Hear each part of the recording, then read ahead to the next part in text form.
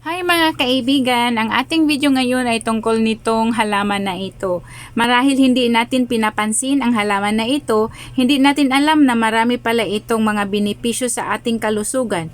Ito ay ang buyo sa Bisaya o ikmo sa Tagalog, isang maliit na gumagapang na halaman na matagal nang ginagamit sa paggagamot. Narito ang tabang procedure at benepisyo ng ikmo. Para sa singaw, dikdikin ng dahon at ipahid ang katas nito. Para sa sugat, dinikdik na dahon at itapal sa sugat upang mabilis na gumaling.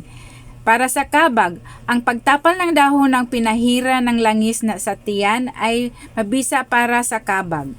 Para sa pananakit ng katawan, painitin sa apoy ng ang dahon saglit at itapal sa katawan. Para sa buni, dinikdik na dahon at ipahid ang katas 3 times a day. At ito pa mga kaibigan, para sa mabahong hininga, ang panguya sa sariwang dahon ng ikmo ay mabisa para mawala ang hindi kanais-nais na amoy sa bibig. Para sa sakit sa noo, dinikdik at lagyan ng oil at itapal sa noo.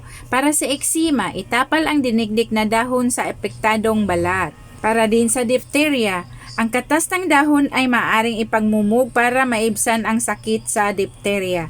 Gamot sa pigsa, dinikdik na dahon at itapal sa pigsa, palitan after 4 hours. Para sa sakit sa tinga, dinikdik na dahon ng buyo at isang patak sa umaga at isang patak sa gabi.